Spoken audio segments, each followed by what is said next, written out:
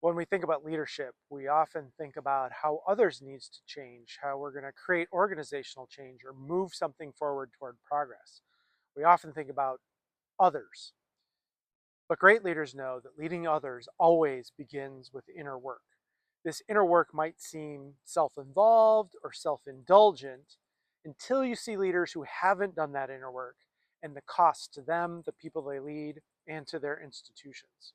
It might seem easier to focus on others than it is on ourselves, but it is quite powerful when we take the time to do that inner work. Today, I want to focus on how leading others begins with inner work. We're going to break this into two parts. This part is part one, how we get out of our own way.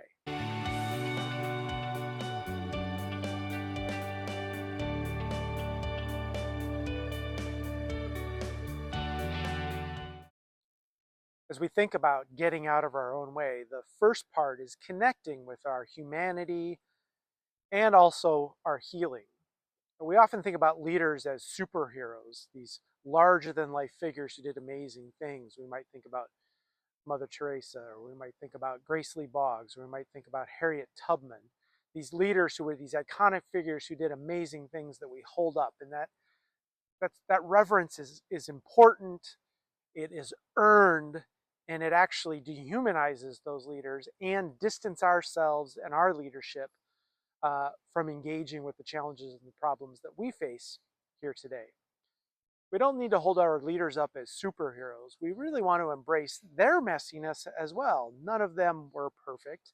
And the more we can connect with that, it makes our imperfections a little bit more palatable and possible for us, not as to embrace as leaders, not to see as a failure or something disqualifying us from leadership, but our imperfections, our messiness, our humanity is a valuable part of our leadership. And how do we embrace it, not as something to avoid, but something that can be a strength and an asset to our leadership?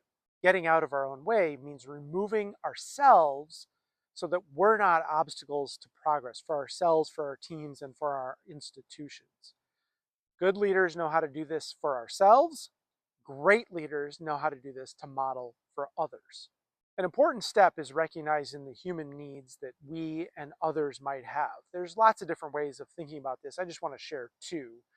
The Conscious Leadership Group is a group that looks at leadership, and they've identified 5 human needs: security, approval, control, uniqueness, and oneness. Now, those last two can seem contradictory. Uniqueness is how am I unique and special?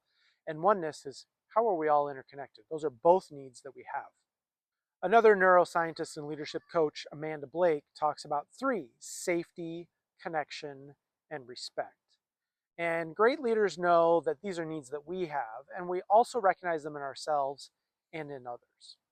When these needs are not met, they can show up and manifest themselves as obstacles to our relationship.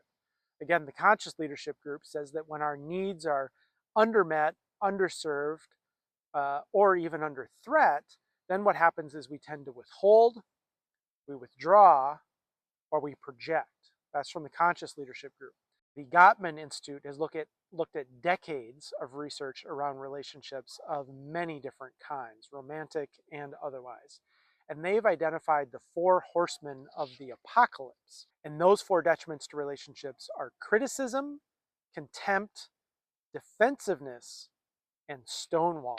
Another relationship expert, Terry Real, talks about 5 different aspects and how we get in the way of relationships: by being right, being in control, unbridled self-expression, retaliation, and withdrawal. If you're anything like me, you might look at those 3 different sets and think, yeah, at my worst moments, D, all of the above.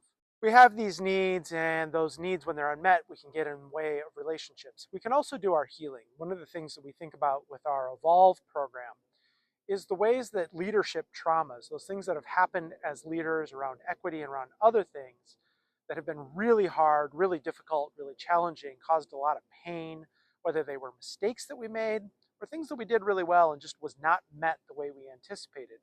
Those can become leadership traumas. And leadership traumas are those things that are in our past but show up in our present when we have to send that email to the entire campus, or we have to follow up on that performance issue, or we have to speak in front of a large group of people, or we have to be on TV to do a media piece. It's when those past things are present and become obstacles. We want to recognize and heal from those. And we have a 3-step process in Evolve for healing from these leadership traumas. That includes recognizing that these past experiences are present and that they are a leadership trauma. It includes reconciling, which means what do we want to learn from that past experience and what do we not want to take with us because it won't serve us. So what is helpful and what is unhelpful. And the final one is rewriting that past experience so we can integrate the lessons and the learning, but let go of the harmful lessons we don't want to learn. And so the 3 R's are recognize, reconcile, and rewrite. Another thing we want to do is be able to practice healthy non-attachment. Now, the Buddhists call this the middle path, where we're in between not caring at all and caring too much. Psychologists call this healthy non-attachment. Now, I am fond of saying to leaders in higher ed, and particularly student affairs leaders, that I think most of you would be better at your job if you didn't care so much. I think most of you would be better at your job if you didn't care so much. That's usually met with aghast, and then knowing, and then recognition that that might be true. I'm not saying don't care at all, but I am saying that some of us hold on a little too tightly to that issue, to that project, to that initiative, to that outcome. And then our ego gets caught up in that. And our identity and our self-worth is tied to our work. And that's when we can become an obstacle in our own way.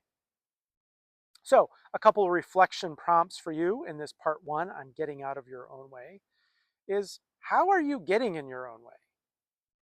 And what is one step you can take to get out of your own way? So this is part 1 of leading others begins with inner work. And today the focus is on getting out of your own way.